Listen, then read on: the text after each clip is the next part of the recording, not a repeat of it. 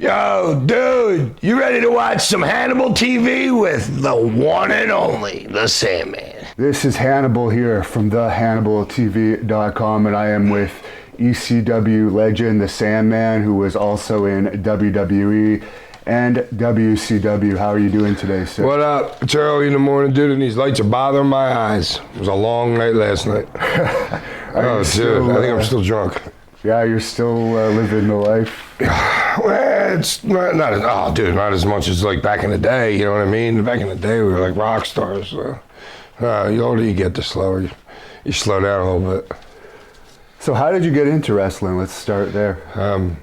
When I was 5 years old, I wanted to be a professional wrestler, dude. I never wanted to be like, a doctor, a cop, a fireman, dude. All I ever wanted to be in my life was a pro wrestler. And I used to go to Philadelphia Spectrum, it was back in the day. The building's not around anymore, and I used to go there every month and watch WWE or WWF. It was probably like back then, you know what I mean? Like Andre against Big John Studd in the steel cage. Superstar Billy Graham freaking against Bruno when he kicked Bruno out of the cage and Bruno won. Oh, I was so pissed because I loved Superstar Billy Graham was my favorite dude. And somebody put a flyer, so by the time I'm like 27 years old, and I didn't even know what an indie show was. I didn't know there was other wrestling on the planet, because back in the day, you didn't have a fucking computer in your fucking pocket. So I just knew nothing except WWF. And then Joel Goodhart, that was Eastern Championship Wrestling, he put a flyer on my car when I was at the Spectrum, you know what I mean? And it was like an independent show.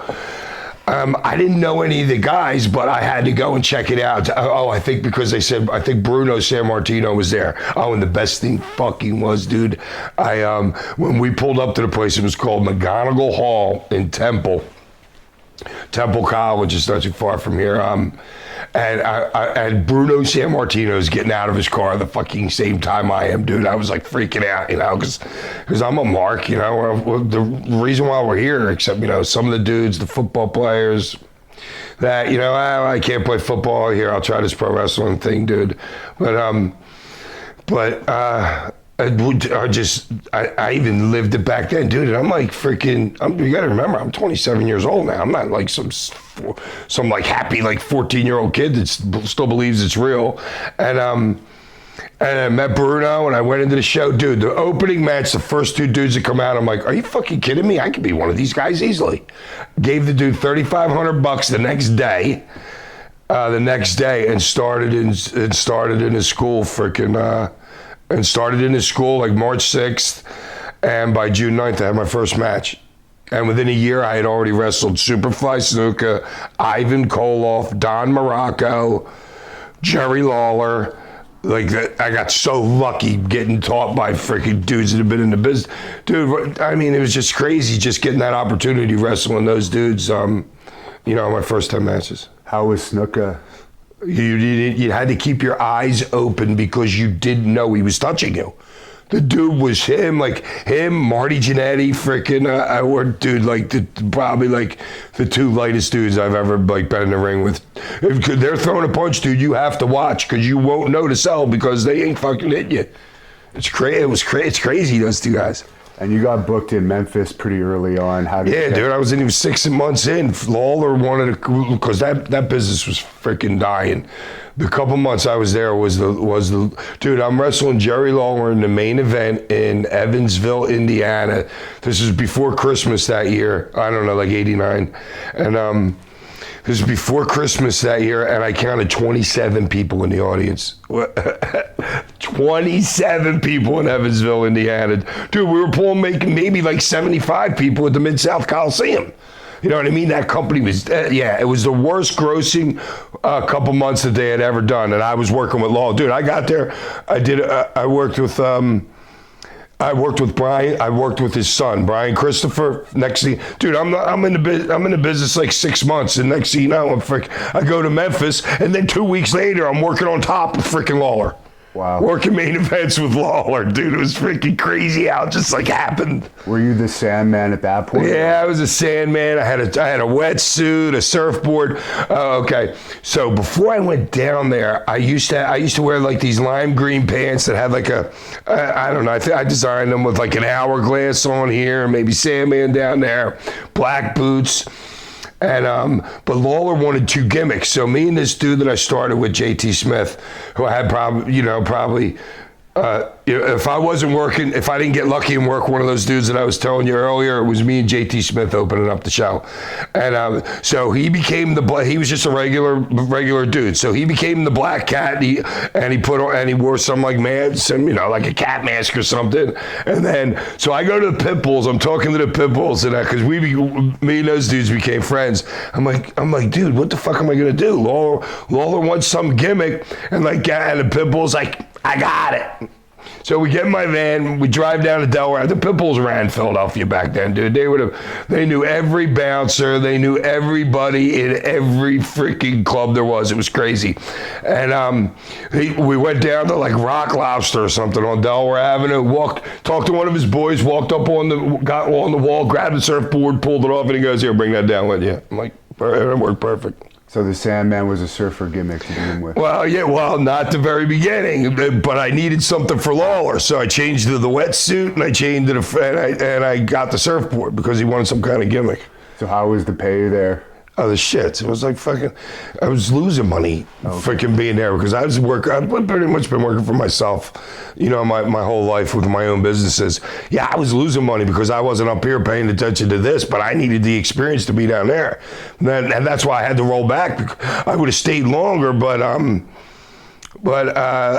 you're making no money. My wife's trying to run whatever. I think I was doing something with the newspapers back then, and she had to do that, and she couldn't handle that. So that's why I only stayed down there for like, I don't know, maybe like 80 days, 90 days.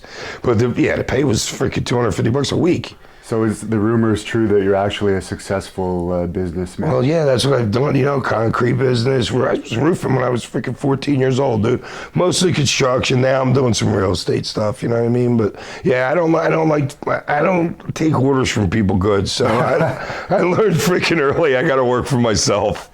So when you came back here, it was Eastern Championship Wrestling that you joined? What's that? I was there. I never worked for another fucking company until I left for WCW in 2000. Okay. I might have done like Goodhart would send me to I forgot, put Alpha in my first freaking like 3 months of fucking working. I worked him in some show in Connecticut. Goodhart got me a couple of those bookings, but besides the dude, I didn't work. And then once Todd Gordon took over Goodhart, I didn't work for anybody else for years, for 10 years, maybe a decade, until I went to WCW. How was Todd Gordon to work for? I was just with him this week. He's the best, dude. We're best friends. We're still best friends. We talk all the time, dude. Texting every day. And he had you feuding with Don Morocco at first? Well, he put the belt, Todd, I don't know, me and Todd just clicked from the beginning. Even before, I didn't even know who the fuck, I didn't know that he was an investor in the company. I didn't know that Bob and Lex Ortiz had paid for the belts. So they were kind of investors in the company. I had no idea. I just knew the dude was cool. And we clicked, you know what I mean? And then the next thing I know, he owns the freaking company. He calls me down to his freaking store at 10th and South on Jewelers Row in Philly. And he's like, Hack, he goes, I'm going to put the belt on you. I'm like, what?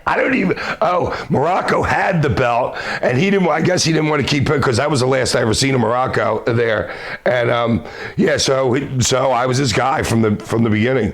That's really the last he ever did in the States, I think. I didn't hear too much about Don Morocco after that. Wow, that would be great to know. Dude, it was like 1990 maybe, or 89, 90, one of those, dude. That'd be great if I freaking was one of his last matches in the States. How was he outside the ring? I was so just freaking juiced. I don't even remember him in the back. I don't remember talking to him about the match even. Okay. I just remember doing the finish. We're doing powder. It's the first time I've ever done powder, right? Morocco puts me up for that tombstone thing or whatever his finish was, you know what I mean? It wasn't a pile driver. He had your face this way. Whatever it was. He picks me up for that. He spins around Peaches, who's my real wife. at the time. She gets the powder and she's supposed to throw it in. She throws it in his face, but she throws it. And I learned later that you have to put like sugar or salt. You got to be like 50, 60% powder, 40% like sugar or salt. Nancy, woman, told me that one, dude. That's what I learned from her later on, because me and her used it.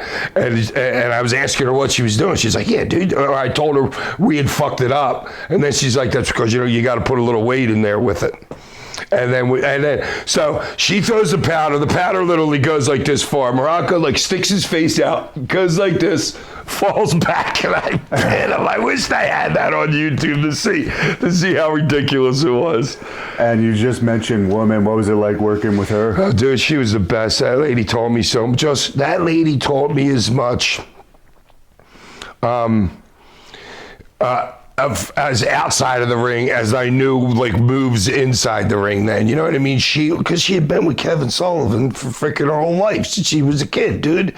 And everyone knows how brilliant fucking Kevin is, so she absorbed it all, dude, and she was just like, no, Hack, we're not doing it that way, we're doing it, like when I'll give you an example. When we did the blind angle, when, me and Dreamer do the blind angle, right? And I wanted to do it like the Tommy Rich. Like Tommy Rich would bleed, and he'd be like, his face and the white hair looked great, and he would juice hard, dude. And then like freaking like go like this, walking around the audience and shit like that, selling. I said I wanted to do it like that. She goes, no, that's not how we're doing it.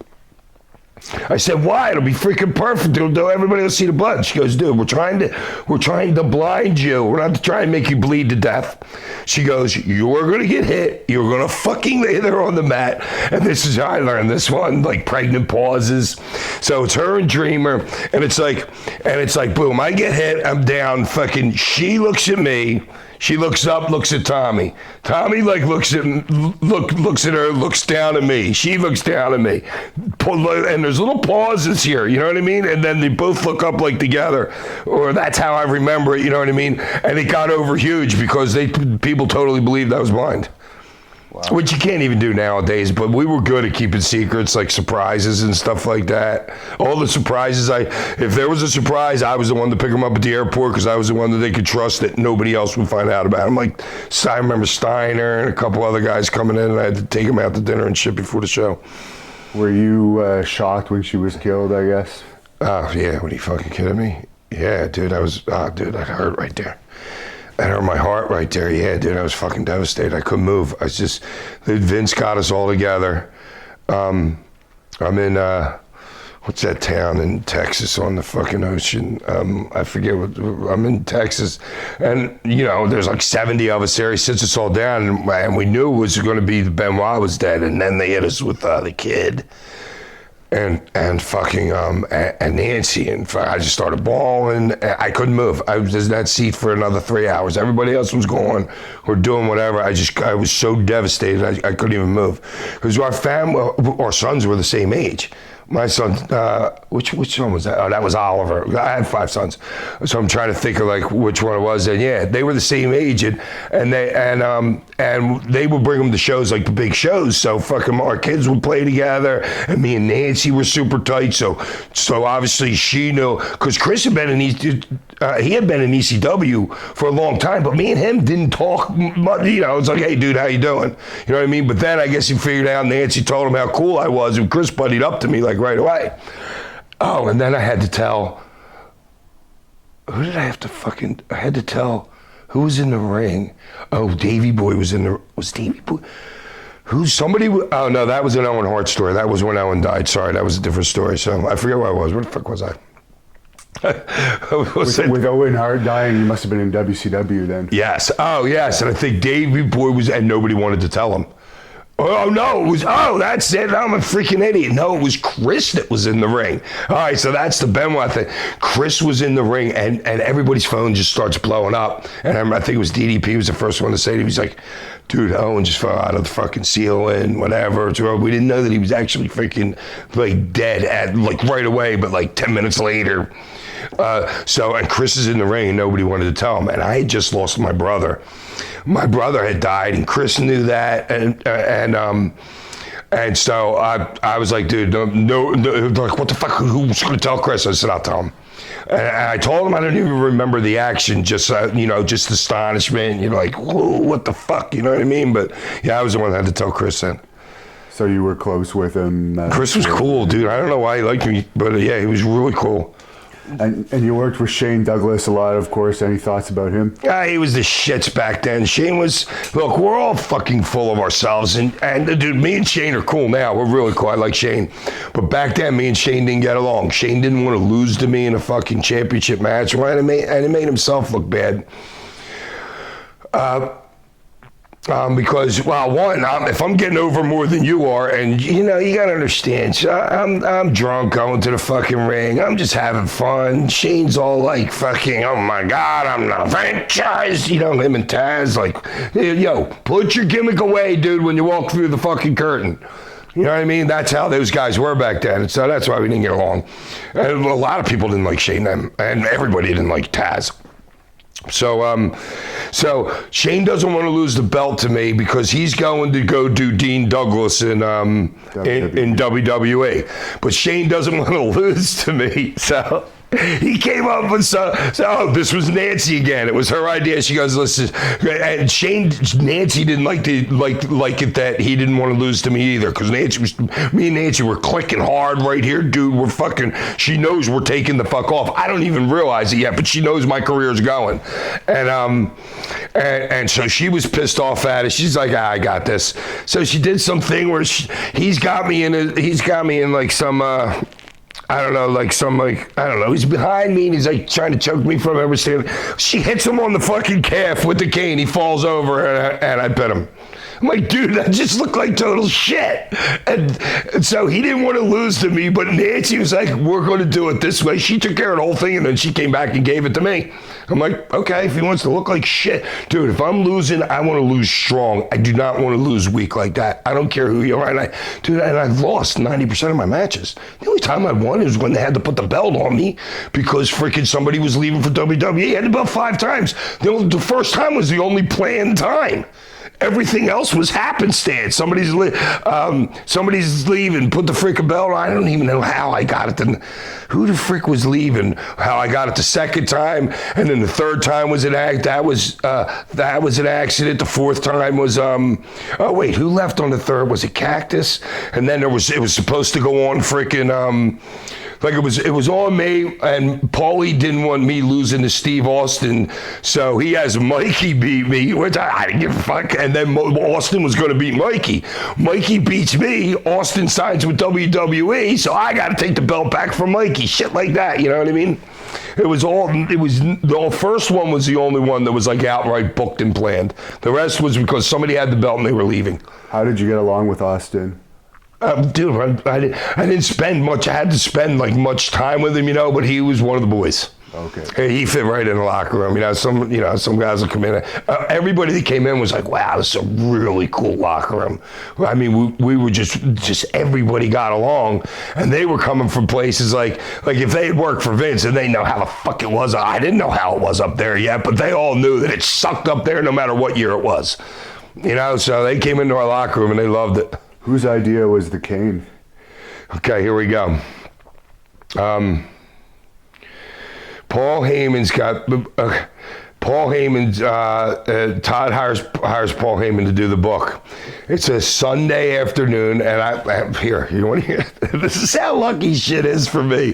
I just happen to be living 20 minutes from where Paul edits all the TV and stuff, and we're like 25 miles. In fact, I live pretty close to there right now. That's funny how it comes full circle. Todd calls me at on a Sunday afternoon and says, "Paul wants you at the studio." I have no idea what for. But I'm very happy. So I roll up to the freaking studio. I roll into the studio, and Paul starts telling me. Paul knew that I liked politics. I knew about news. I knew what was going on in the world. He's like, "You're gonna love this." He goes, "You know that kid freaking?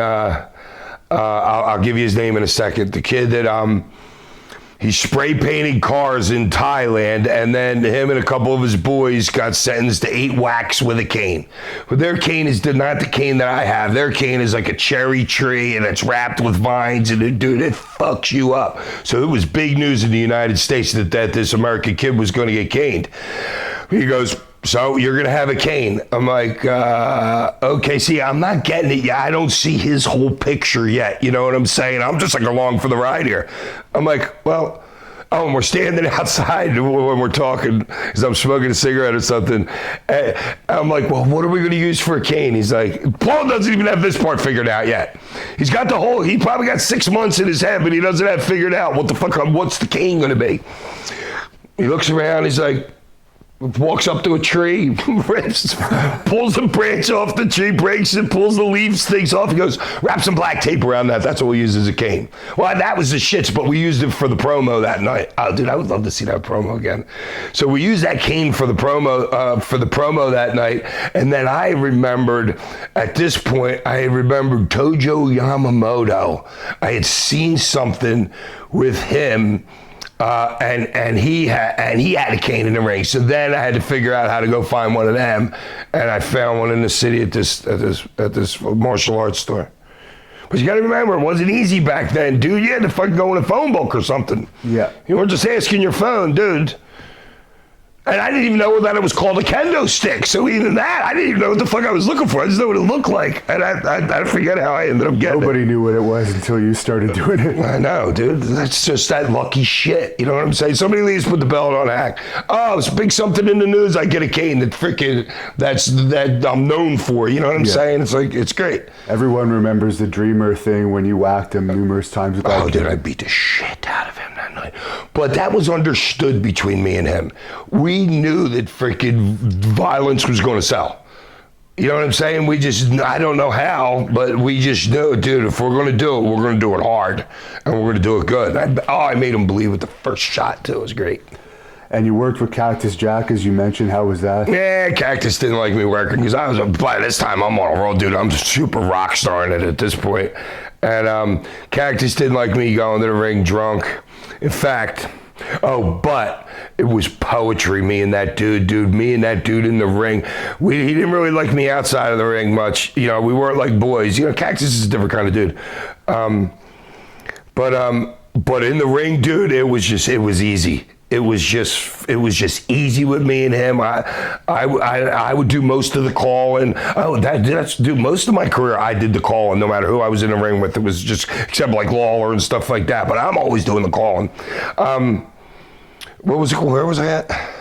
Working with Cactus Jack. Oh yeah, working with Cactus. So Cactus calls fucking Todd Gordon, right? Cactus doesn't really know how tight me and Todd are. So Todd's like right on the phone. He goes, Cactus refuses to work with you. Cactus refuses to work with you if you drink before your match. I'm like, yeah, okay. I don't know whose idea it was, me or Todd, but so I didn't go into the locker room. We're the main event, me and Cactus. I didn't go into the locker room like I wasn't even there. My music plays. I said, make sure I come out to the ring and obviously I was drinking out in the freaking, I remember we were in Briarcliff. Place actually not too far from here, probably as the crow flies, like maybe 5 miles or so.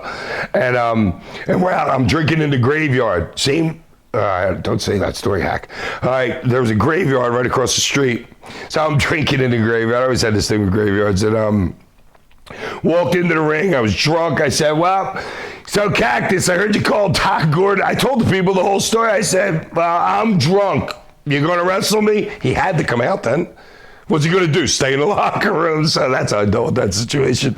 And we're cool now. I had a problem with him in England one time because this dude, this promoter in England that I liked a lot, hired him, and the deal was Cactus. If Cactus didn't get his money by a certain time or something, then the payment doubles. So the dude sent the money in Western Union back then, but what was Nick Foley, but the last name was spelled wrong, Foley, or however the little bit of spelling problem was. So Cactus doesn't get his money for like, I don't know, it maybe took an hour to figure it the fuck out. But then he charged my boy double to come, you know what I mean? And I was pissed off at him about that. I let him know at the one time. And your feud with Raven, everyone remembers that. How was that, and how was having your family? I learned a shitload from Scotty, dude. Like, I didn't know what a false finish was. I really didn't know what a false fucking finish was. That's how stupid I am. When he got a hold of me, dude. And that, dude, him and his just, we would do literally like 85 different spots in a match with me and him, because he had the Meanie, he had the booger picking moron, he's got Steve, and I would do spot. We would set up like 3 different sets of false finishes with each one of them. So that's a minimum right there of like 24 moves right there that you have to remember, and in a sequence, you know what I'm saying? And then besides all the false finish, dude, I learned so much from that dude, because he was real. Dude, he was young enough and he was producing like, what, they had like a fireworks show or something for Vince, and he was one of the producers on that show when he was really young. So he had a really great mind for the business. Too bad he's such a moron. Now, the Crucifixion Angle, did you think it was going to blow up as big as it did? No, and the only reason it fucking blew up was because Kurt Angle was in the back. I loved it, dude. I thought it was great. I made that fucking cross. Oh, really? You know, dude, you know what else I made? You know the fucking Dreamers fucking scaffold match with Brian Lee, the change? I made that by myself. I put that whole thing together. Because that's what I do. I do construction shit. So, yeah. So I made that. So I made the cross, dude. It pulls off and get in the back. I'm like, oh, yeah. Dude, the silence was deafening in that crowd. So I'm starting to realize that if they're not reacting at all, then it's fucking heavy. So I'm feeling the heaviness of it. I get in the back. I love it. I'm like, yes. And everybody's like this. Like, everybody that's sitting around the monitor is like this. Next thing I know, here we go. Here's Taz in a Shane, here, another thing with me and Shane. Shane, Kurt Angle, Paul, Raven, me, Todd Gordon.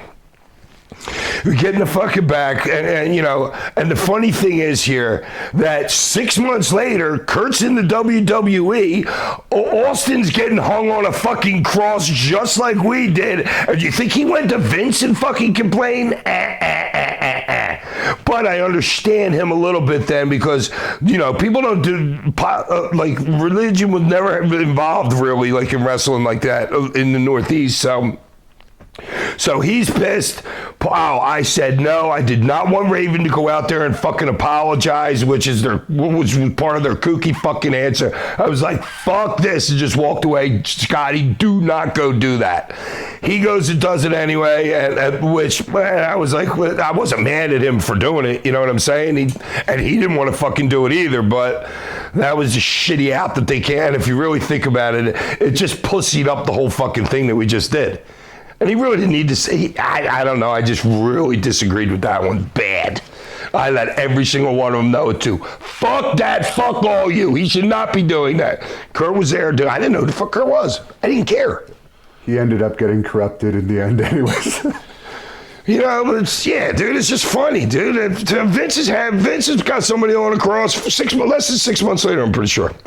Now, you were part of this WWE Mind Games ECW invasion. Any thoughts on that? I do. I don't. I've been up there, worked for him so many different times. You guys like came in and it was kayfabe that you weren't supposed to be there. Oh, was this in the spec? Was this in Philly? Yeah. Here we go. I have no idea this is happening until noon that day or 10 o'clock in the morning. Todd Gordon calls me. He says, "Meet the boys down at the freaking Spectrum." I didn't know what the fuck was going on. I'm like, why are we there? We get there. I'm drinking. Here's another part of fucking Taz. Taz looks at me, and Taz is like, I don't know, I'm fucking joking around, drinking him and fucking Perry too. Perry's cool, but Perry was like real tense kind of dude. And I don't know that they think that we're going to go in there. They know more than me at this point. I don't know that we're going in the event, and I don't care. I was drinking anyway. But but those two are assholes because they think that that there could be a fight with this, and in the meantime, so it's tense. I don't feel the tenseness of it because I don't care. I don't think we're going to fight their fucking locker room. Dude, if we're here for a reason, and Vince is the fucking reason why we're here. So we're going to be cool. They're not sticking us in the front row to fucking fight us, dude. I knew that. So I'm like, you guys are idiots. Meanwhile, I don't know that I find out 10 years later or whatever, Tracy Smothers is in their locker room, and Tracy's watching what's going on. He sees me spit the beer. Tracy wanted to run out to the fucking ring because Vince didn't smarten up anybody in his locker room either. You know what I mean? So we were trying, that's the great part about it is learning how to keep a fucking secret in this business. You know what I'm saying? And so he didn't know. So Tracy wants to hit the ring and beat the fuck out of me. And Taz and Perry were like maybe 30 yards behind us. They didn't come down the ringside, but they're like, they were our security in case anything happened. And then you came back as the Raw invasion. Yeah, when Sabu jumped off something and it pushed back, and I told him it was going to. Like they had this thing that you walked under. I forget. I don't want to say it was a big R or a big A or a big W or something. He jumped off of it and almost fucking took a face bump because it gave out from under him a little bit. I remember that. And I came out from underneath the bleachers that night. Yeah. Yeah, all the WWE people were looking at me like, what the fuck is he fucking doing? As I'm like scurrying underneath these bleachers. And working because we didn't let them know what the fuck we were doing. Working with Terry Funk at the first ECW pay-per-view. Oh, dude, that was fucking great. Dude, I was on that night. I actually just saw that match. I was really good that night. And some nights I'm obviously the shits. But I had a really good match that night. And just the ref just kept telling us to try. Oh, well, the best one, that might have been Terry Funk's first fucking moonsault. He moonsaults and he kicks Stevie Richards so hard right in the head, dude, almost knocked him out. Funk's fucking hilarious. And it just I think it was a mile. Whatever, the ref just keeps telling us, go home. And I'm like, dude, I ain't going home until I get in what we had, fucking like the barbed wire with the ladder, whatever. And I hated it, those streamers, because those Japanese streamer things, they threw that on my barbed wire that I had hidden under the ring. So when I pull my barbed wire, all these streamers are stuck to it. I'm a little bit pissed about that, But yeah, so I walk through the fucking curtain and like everybody's like, oh my God, we gotta hurry because time. Dude, we literally just got that pin in and then we went off the fucking air, not by our doing, by whoever the pay-per-view company was. Scotty was the only fucking one sitting there like this. I don't even know what the fuck, because Funk might still be out in the ring. You know what I mean? So Scotty, I walk through the curtain, everybody's like, oh my God. And I look at Scotty, he's just like, he's happy as shit, dude. He has to do nothing. He has to go out there and he's got 2 minutes to fucking drop a fucking strap. You know what I mean? He was loving it that I was using up all that time. He's going to lose because anything he does during that match is null and void because all they're going to remember is Funk winning the belt. So he doesn't give a fuck. I looked at Scotty, I'm like, yeah, we're good. Who brought you into WCW? All right, here we go. We're in Ohio. I want to say, man, I'm going to Dayton Wednesday, actually. So we might have been in Dayton. We did a pay-per-view. Paul Heyman, I remember he paid me. My deal with Paul Heyman at that point in the company was I'm the highest paid player. Nobody makes more money than me. So Paul, being the idiot that he does, I think we were getting a pay-per-view check that night. Mine was like 14,000 and Sabu's was 15,000. And I found out about it right before I left for the show because I was driving to Cincinnati to stay there for a flight or whatever. I called up Paul. I left him. I told him I quit. Done. Because I knew in my back pocket that I could easily get a job in WCW. So I call up, it's like 10:30 at night or 11:30 at night. I'm by myself on the road. I quit. I tell Todd doesn't have much to do with the company here at this point or whatever. I'm telling Todd I'm quitting. He goes, no, you shouldn't quit yet. Next morning, I thought I'm living in Utah. Oh, that was a Sunday. So the next day's a Monday. I had met DDP Raven took me to DDP's birthday party, one of his birthday parties in Atlanta. Me and DDP hit it off so well at his birthday party, his wife was pissed. Who was his gorgeous wife? Kimberly. Oh my God, what a gorgeous lady. What a nice chick too. But she was mad because he was spending so much time with me. And then, so I get DDP's number. I'm in Salt Lake City. I get DDP's number. Oh no. I didn't have DDP's number. I was going to meet DDP. This is how the story goes now. I find out from I call Scotty and I find out that fucking they're in Wyoming that night, and I forget what freaking town or whatever they were in Wyoming, and I'm in Salt Lake City. So they all fly Delta. So they had to go. I don't know this. I just booked myself a flight from Salt Lake City to whatever freaking town they were going in Wyoming, Casper maybe or something. So I'm walking down the stairs, I'm walking down the stairs in the airport to go to the WCW show to try and get a job. I walk down, and here's Rick Rude, who me and him were cool as shit with, because he would ride with me whenever he came into the ECW. He was always in the Sandman van. He's standing there talking to to DDP. I'm like, yo, boys, what's up? What the fuck are you doing here? Well, I was coming to get a job. I quit ECW. DDP looks at me and goes, dude, you told me like 6 months ago at my birthday party that you would never leave that company ever. That's what he said. I said, well, I don't remember saying that, but I'm done. I told him the situation. DDP's like, listen, give me a call tomorrow. I gave him a call. So that was Monday. So now I quit Sunday. Monday, I meet DDP at the airport. Tuesday, I have a ticket to fly to Atlanta to meet with Eric Bischoff. Wednesday I leave. So I quit Sunday. By Wednesday I had a job for $250,000 a year, within 72 hours. Wow. And sat home for 6 months making $5,000 a week. September 9th, here's one. So I'll give you, I remember this date. September 9th, they sent me a $10,000 signing bonus. Then they sent me they make me go piss at some place. I was on the ocean in my house in Clearwater. I had to go piss at some hospital thing there that they had set up. Then I sit home till March 6th and get paid $5,000 a week to sit home and do nothing. They started, so the first thing they did, I was going to come in with Raven, and they were going to do something, but it was a little convoluted or whatever. And then luckily Nash gets the book. Nash gets the book on on Sunday. That's somewhere in March, first week in March. Nash gets the book. JJ Dillon calls me the same day that Nash gets the book and says, we want you at Raw Monday night. Not Raw, whatever the fuck they're doing. Yeah. So I had to go into Minnesota. It was in St. Paul or whatever the fuck it was. And he said, bring your stick.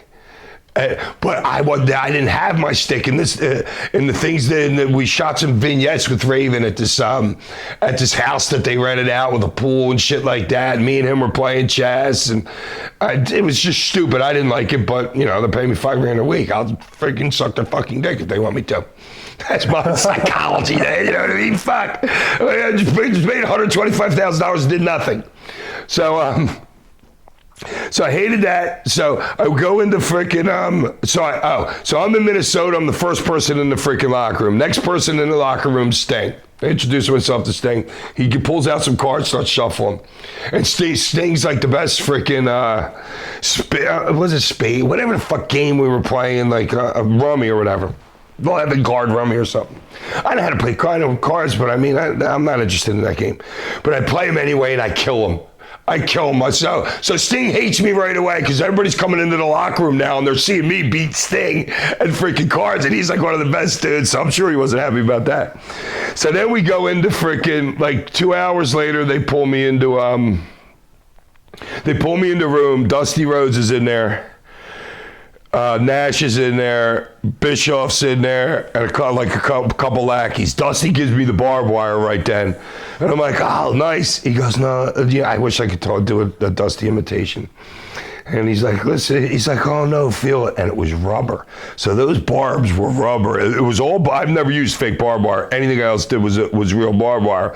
Yeah, but that was fake barbed wire he gave me. And I'm like, oh, Dusty, you're the freaking best, dude. And then, so then they're like, well, you can't use the Sandman name.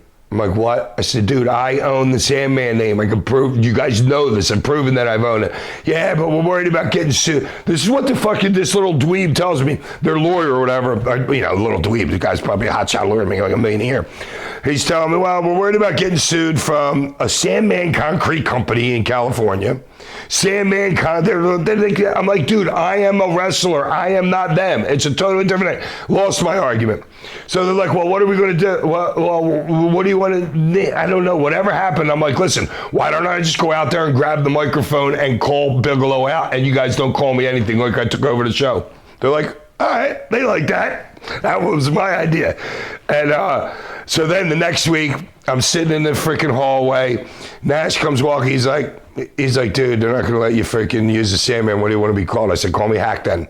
Because I've had that name Hack. All my kids call me it. My parents call me it. That's been like my nickname since I've been 5 years old. My older brother gave it to me. So then that's how I came up with Hack, literally in a 30-second conversation with Nash in the hallway. Now, they let you out of your contract, I guess, after a year. It was supposed to be 3 years. Was that just... And paid me the rest. Oh, you were paid. Dude, I was making $5,000 a week with them. Because remember, the company went under. Yeah. Less than 6 months later. They were trimming, fucking fired everybody. I mean, I probably deserved to be fired anyway. Oh yeah, because they didn't think I hurt my neck in that junkyard match, which was bullshit. I was hurt. Everybody got hurt in that match. They're fucking idiots, them dudes. Just even me and Mikey were fucking on top, like we're on the stack of like 4 cars, dude. The helicopter's over top of us, and me and him are just cracking the fuck up, thinking that literally I'm laughing fucking hard. That's just the whole scene and everything. It was just ridiculous, that fucking junkyard match. I was supposed to win that. But I showed up late for whatever fucking reason, and in the last minute they switched it over to Fit Finley. And then there's your karma for you. Fit Finley gets a gash in his leg like freaking, and ended up suing him the next night because Fit's not a hardcore dude. Fit's a worker, dude. Fit'll work your freaking. I seen him work freaking. What's his name? Oh, these guys, Steven Regal and Fit Finley. I seen him work a pinky for freaking 20 minutes and get it over. A pinky. Fit, watch those guys, dude. Fit will take 1, maybe 2 bumps a match.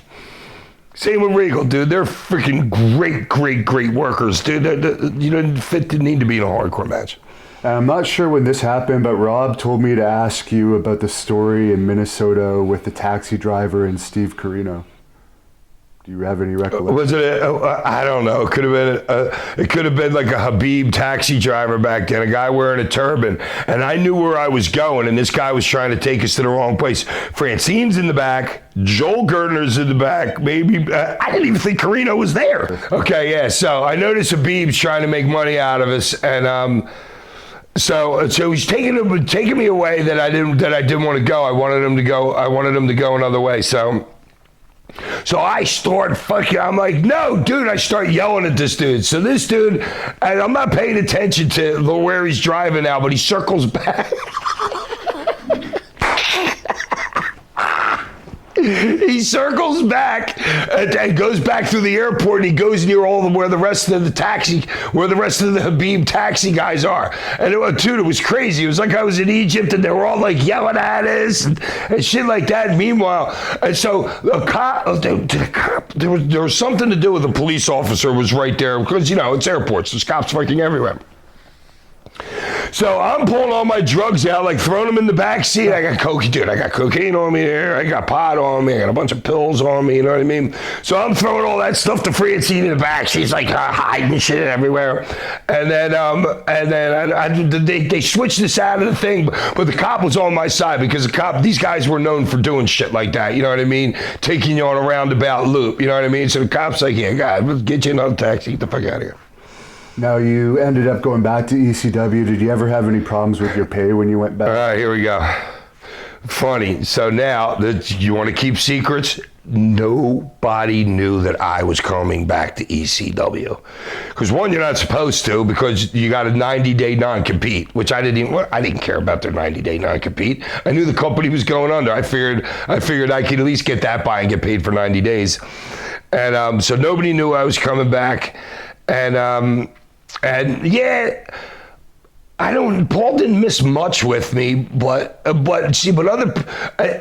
was in a different position because I always made money out. Kevin Sullivan told me that one day. He's like, Hack, before he left to take the book in WCW, and he put Nancy with me. That was his last act of like being the booker in ECW, was putting me and Nancy together. And he goes, dude, you're smart. He goes, you're a heel. You could lose every night and get over more than the guy that just beat you, and you make money besides being in this business, dude. You got promoted. You'll have promoters by the balls. And I'm like, I really took that to heart. You know what I mean? But so yeah, I was into it because a lot of other guys were living off of the wrestling income. You know what I mean? But the income wasn't super important. But I mean, he might have been like 20 G's or something like that. But it wasn't like I think Rob and Sabu got hurt for more. So you went to WWE shortly after ECW closed. Who was the one that... Dude, I'm sitting in my house. Dreamer calls me, and I was going out with this. I'm 44, I think. Then I moved in this 22-year-old gorgeous blonde Rachel with me. Todd, I thought he was lying. I'm like, Dreamer, get the fuck out of here. And he goes, no, dude, we're going to start something with Vince. I was like shocked. And then I had to be somewhere in the next couple days. I think that was probably a Sunday, and probably had to be somewhere Monday. Wow. So what was your high point of working back for WWE? I don't know. I guess the high point was probably...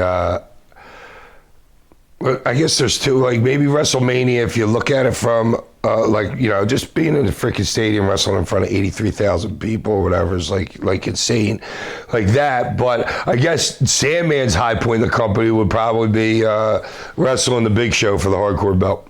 How was he to work with? Dude, I know. I had another place not too far from here.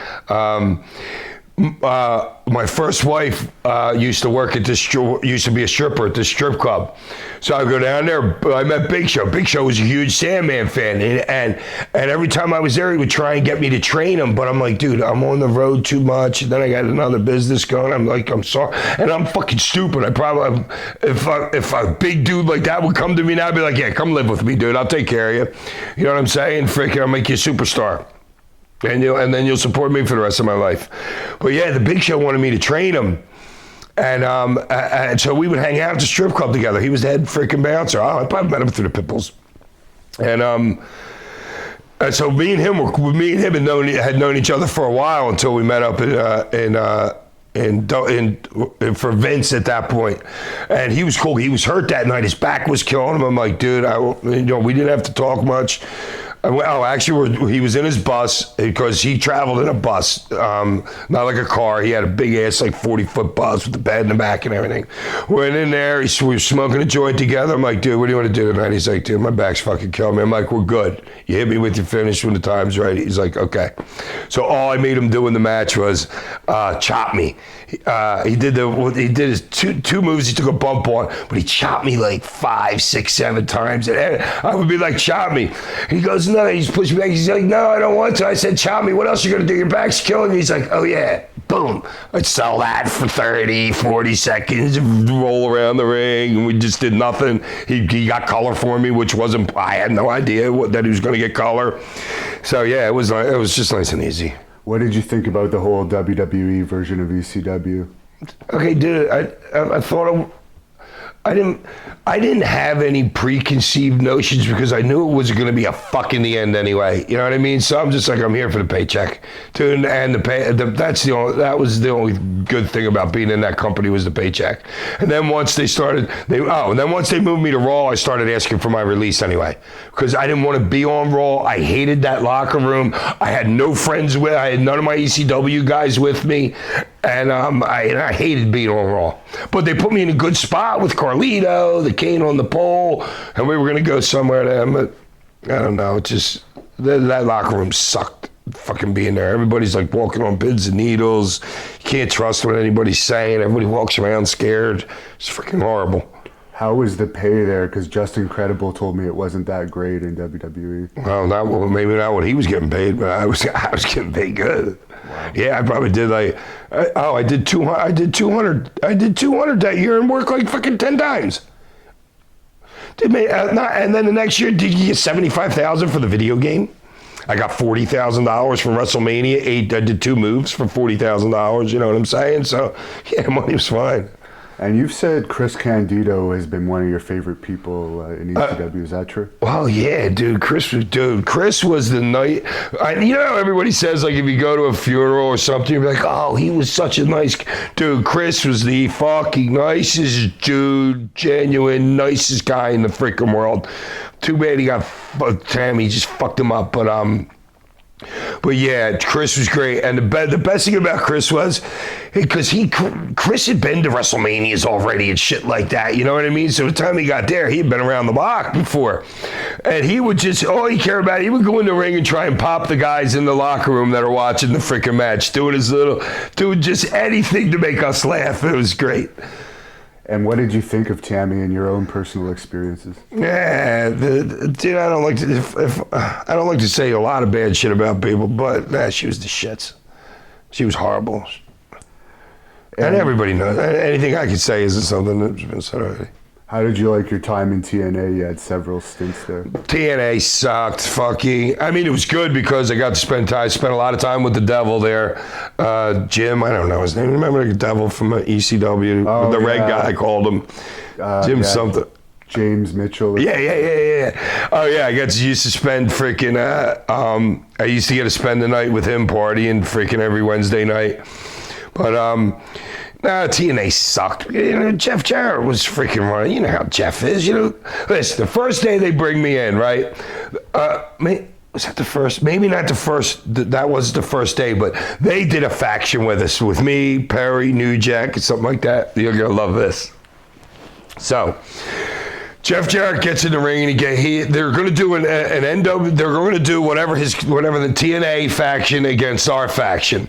So this is what Jeff's booking comes up with to start our program. This is what Jeff wants to do. Somehow we interfere on his match. Dude, he's not even part of the other faction that he wants us to work with. But as his booking goes, in which I can't understand why any booker would think of even considering this. We're bringing in this badass ECW faction. The first thing he wants to do is have us four come out to the ring and him beat all four of us up. That's what he wanted to do. Me, New Jack, you remember I was telling you about those little pauses and the looks? We're just standing there, it's like, is this fucking dude serious? And we're all like, nah, we're not doing that. He's like, what do you mean? He's like, dude, I'm telling him right to his face, I'm like, dude, you're going to bring us in here as this big badass faction and you're going to beat all four of us up and then you're going to turn us with your four guys? I said, no, dude, no, I have no problem just leaving. You don't even have to pay me, dude. We started to get out of the ring. Next thing you know, 20 minutes later, Vince Russo changed it. Okay. I forget what he changed it to, but it wasn't fine. He didn't beat us up. How did you get along with Vince Russo? Great. Vince, very cool guy. What did you think about Dixie Carter? Great. Loved Dixie. She liked me too. Me and her got along great. She's super nice. Excellent. And you were also in XPW for a while. All right. Dude, when New Jack tasered freaking, what's his name? Oh, dude, that was the biggest. You were there for that? Yeah, it was in the bill. Dude, you think Shane McMahon's a badass jump? Dude, I love Shane entertains the shit out of me. In fact, the McMahons are the only thing on that show that has entertained me in the last freaking years. But that's nothing. What Shane did off the cage, whatever that was, into a big freaking air mat. No, that's not nothing. That's cool. But what Vic did was fell from maybe even higher than that, threw some tables onto a wrestling mat, dude. That was I was just like, holy shit, dude, it was high, and he didn't get hurt. The dude fell, almost missed the ring. Almost, he might have hit the ropes or something. But, dude, he was a tank, dude. That dude was just solid. And, dude, I couldn't believe he didn't get hurt from that. What do you think about New Jack? I love him. Yeah, New Jack was great, dude. Yeah, dude, the crazier the better as far as I'm concerned. Were you I guess you were at ECW One Night Stand when JBL attacked the Blue Meanie? Yeah, and I'm not so sure exactly what happened. I just know that I ended up, if you go from Meanie's version, I remember him saying something like, oh, and Sandman being the man that he is, got behind JBL and got him out of there. I had no idea what was going on with the Meanie and JBL. I just knew it was time to go. I'm looking around. I'm working with, I forget who I was doing something with over here, but I turn around and JBL's the only one left in the ring. I go up, I get behind him, I pull him down, I'm like, hey, you ready to go? He's like, yeah, thanks, brother. Wow. Boom, and that was it. So I had no idea what was going on with Meanie, but Meanie thinks that I saw it and I saved him. And I told him this. I said, I love the Meanie and the Blue Girl, his girlfriend. They're just great people. You know what I mean? And but I told him, I was like, dude, I had no idea what was going on there. Did you ever have a locker room fight in your career? Me and New Jack for a second, he threw a bottle. I'm sitting here talking to Guido. I don't know what was going on. He threw a bottle at me. I went like that. The bottle freaking broke on this bone right here, shattered. Guido's got glass all over him. I got up. I grabbed New Jack, threw him on the ground or something, and they broke us up. But that was all that. The bottle. That's the only locker room competition. Except when RVD slapped Taz a couple times. Did you ever hear that story? No, I never heard that. Taz is sitting there. Dude, I'm getting off the plane because it was me, Fonzie, Sebo, and RVD traveling together. Rob doesn't say anything to anybody, just like it's a regular day. We show up at the building. Rob walks right up to Taz sitting down, stands over top of him, and goes, pick a hand. Taz is like, what? Bam. Man, damn, slaps the piss out of him. Taz is like, we don't know what's going on. Freaking, I know what's going on, but I don't know why it's going on, but I was entertained totally. Then Taz is like, oh, brother, what happened? And he sits back down. Rob goes, pick a hand. Bam! Cracks the shit out of him with the other hand. And then like walks away. And so then we find out later it's because, Van Dam would kick your head off, dude. That dude's knocked me out with a couple kicks from the top rope, but I learned to freaking stay far away from him in the ring and walk into him as he's coming. Don't let him extend on you. So Taz was talking shit to somebody, and Van Dam found Taz was like, oh, that Van Dam kicks me in the face again. I'm gonna fuck him up or something. Van Dam finally got tired of Taz saying that, so he just went in there and bitch slapped him in front of everybody. So the Taz tough guy image is legit? Well, it was done. It was probably a little bit done before that. Because Bubba, there was an incident with Bubba and Taz too, because Taz trained all those guys like Bubba, freaking Danny Doring, Chris Chetty, those guys. They were part of Team Taz or whatever, you know what I mean? And Taz was just a prick to him. You know, that hard-ass like trainer type of dude, you know what I'm saying? What was the Captain Lou Albano incident? Oh, it's drunk at his 75th birthday. The owner of oh my God, that dude threw a beer bottle at me and hit me right on the forehead, shattered. I chased him into the kitchen. I don't remember any of this. Oh, no, Jimmy, what the heck is that kid's name? He was in the kitchen. I was in the kitchen. I was picking up freaking shit, throwing trays of glasses around. I found this big. This is the only part I remember. There was one of these super oversized salt and pepper shakers. So I grabbed the salt and pepper shaker and I'm looking for the dude who just hit me, who just threw a bottle at me and shattered it on my forehead, and I'm gushing blood. And I open up a door and I found him. I go to hit him and the SWAT team comes in pointing guns at me. Fucking straight SWAT team, dude. Now, what's this suitcase full of coke locker room story? A suitcase full of in coke? ECW. I don't know about a suitcase. Well, if there was coke, it was probably brought in by us. But, me and a couple of my boys, because, we were coke dudes. But I don't know anything about a suitcase of coke. Who would be the biggest partier next to you in the ECW? New Jack. You and New Jack? New Jack didn't even drink. I was the first one sent to meet him. I met him and Mustafa get out of the car, and oh my God, that fucking hotel's like freaking half a mile from here.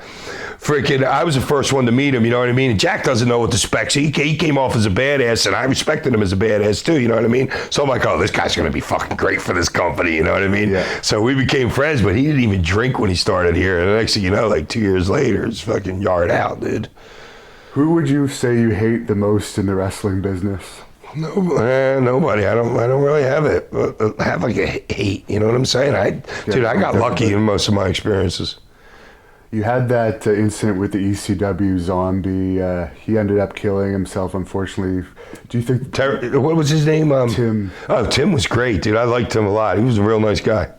Another screw up. You know what it was supposed to be? It wasn't supposed to be the zombie. That got changed like an hour before the show. It was going to be a green alien. Really? Because we were starting on sci-fi. Yeah. It was going to be, they didn't know. I didn't, so I don't even know, dude. I'm just like in my own world. I'm straight then, because you can't be shit-faced walking around like I used to. So you got to be straight for when you're in Vince's locker room. And just the stuff that you would see, I'm like, are you seriously going to do this? Are you seriously going to do this? Like, just some of the stuff is like crazy to me. So with sci-fi, it was going to be a green alien that I was going to cane, and then they came up with a zombie like late in the last hour. Are you still partying? Oh, no, dude, not like the way I used to. Shit. I don't even drink beer anymore. Dude, I got done after I figured out, like, after you drink like 30, 40,000 beers, dude, done. Just drink vodka now. What would you say the best match of your career was? None. I don't know. I don't know the best one. I don't think about it like that. Can you actually wrestle like you? Dude, I know all the moves, like the chain, like all that. I know. I just don't know the names of them. Okay. You know what I mean? But yeah, I can do all that stuff. Dude, I got trained well by dude Larry Winters. You didn't take a bump for the first 2 months, 2.5 months, dude. You learned how to chain wrestle, stand in like all the switches and stuff. And do you have any social media where fans I don't follow? I don't know nothing. You keep to yourself? Yeah.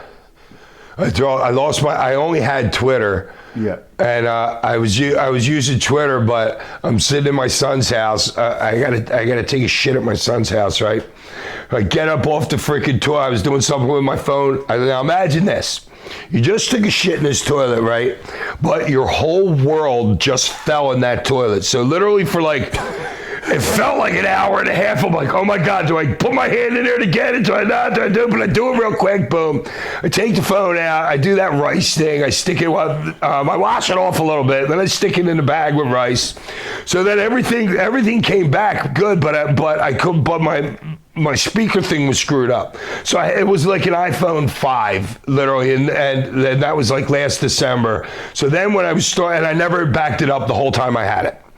In fact, it stopped at 250 weeks. It stops telling you that it's not backing you up that you never backed it up. So I do that, and then when I go to get a new one, which I don't even know what number this one is, but when they went to change some of the information, I lost my control of my Twitter, and then I just never took it back because I had one of my son's girlfriends set it up for me because I'm clueless when it comes to stuff like that, and I just couldn't get it back, and I never got around to even getting it back. Mostly it was shit of like me and my sons playing golf or cooking or something. And last question, overall thoughts of Paul Heyman? Love him, dude. I don't care what anybody says about the dude. Well, you know what it is? I told you earlier, my brother died around the same time that it was very, very close to our own heart. So I had a brother like Paul Heyman that had a very hard time telling the truth about the simplest thing. Like if he just went to the Wawa, he would tell you he went to Walmart. It's just, I don't know. It's just there was something in their brains. But both of them were brilliant. And Paul's, to me, he's got to be the best booker literally ever in his business. I mean, the guy's like super genius when it comes to wrestling, you know what I mean? So, and I didn't make every single solitary dime. Like I told you, maybe he might have missed like 10 or 20 grand on me or something like that. I'd have paid another 50 dude, I wouldn't be me if it wasn't for Paul Heyman. Paul Heyman, his first day in the ECW locker room said, you're getting rid of that surfboard today. So I got an X-Acto knife and I put a big cut in and I had the Rebel break it over my head in the ring that night. So if it wasn't for Paul Heyman, I wouldn't be the same man. Well, thanks a lot for doing this interview. Anything to say to close this off? Peace. I'm out.